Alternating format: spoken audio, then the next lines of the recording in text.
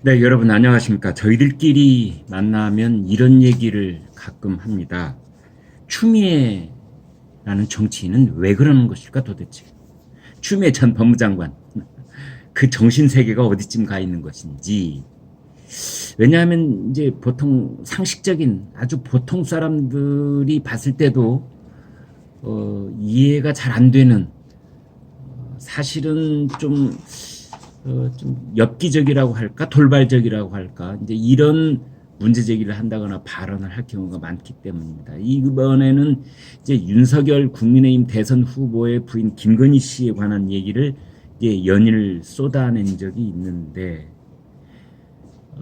윤석열 후보의 부인 김건희 씨 사진을 최근에는 또 올렸더라고요.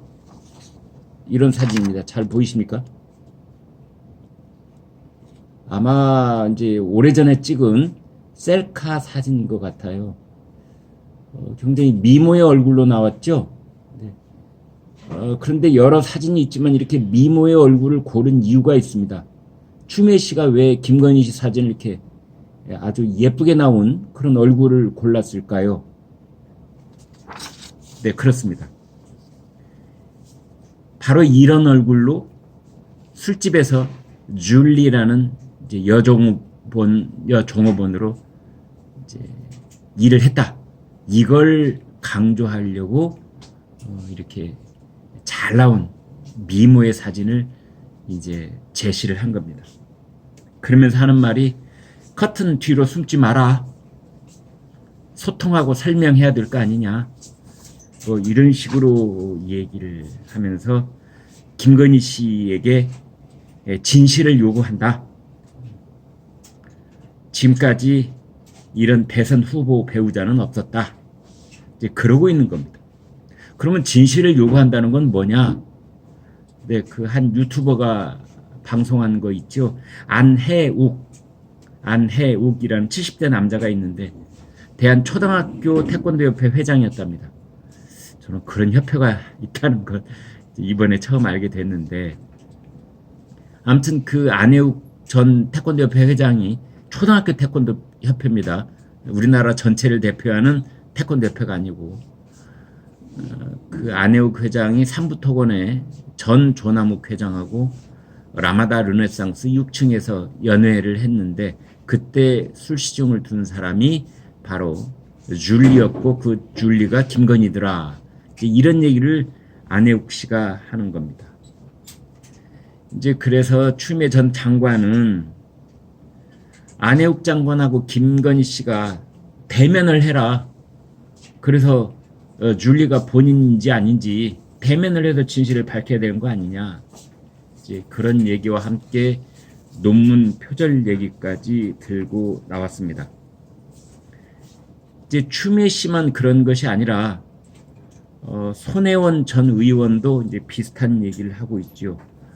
손혜원 전 의원은 이제 김건희 씨가 얼굴 성형을 했다.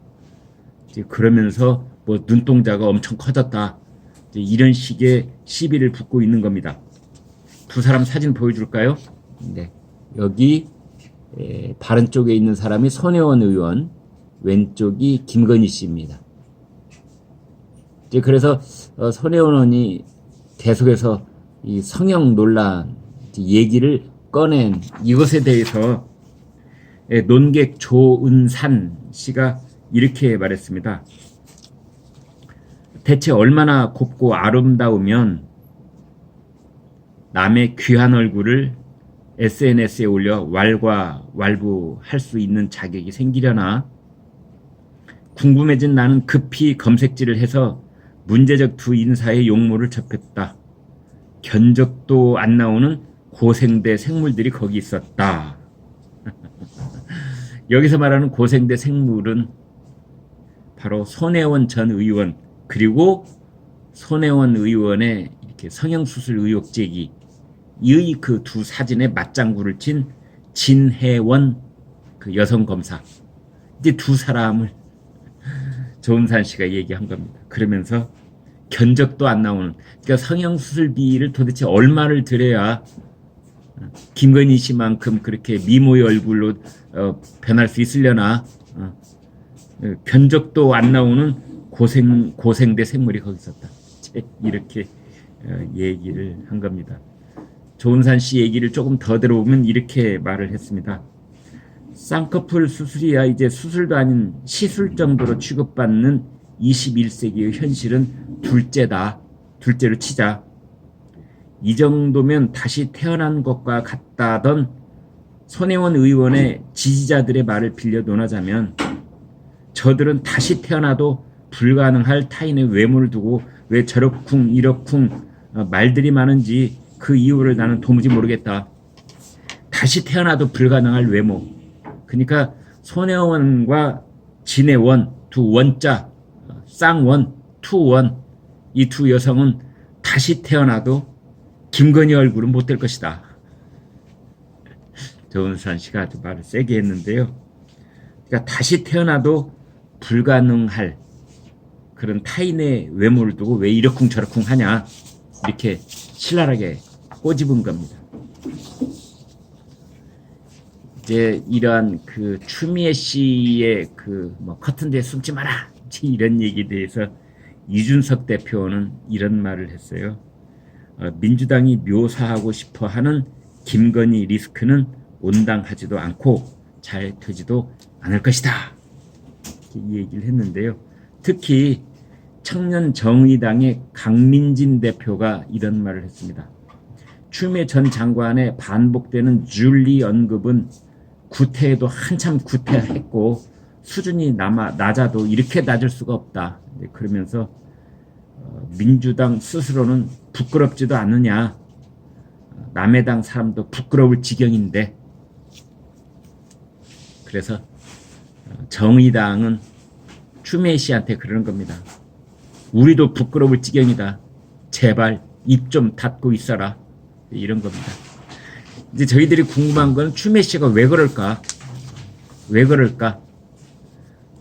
대통령 선거판에 뭐 공을 세우고 싶어서 그러는 것일까? 이런 궁금증인데요.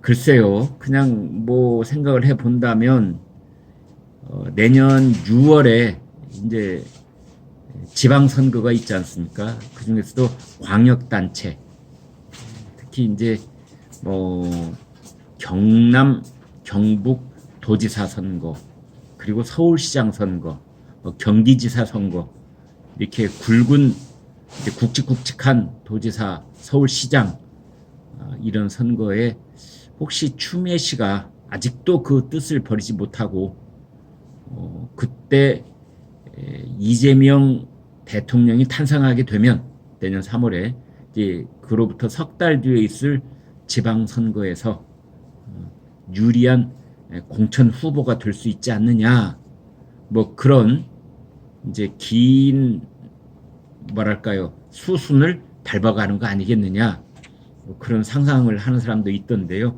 글쎄요 아무리 그렇다고 쳐도 좀 과하다 싶은 뭐 이런 비판을 받고 있는 게 사실입니다. 네, 구독, 좋아요 부탁드리겠습니다. 고맙습니다.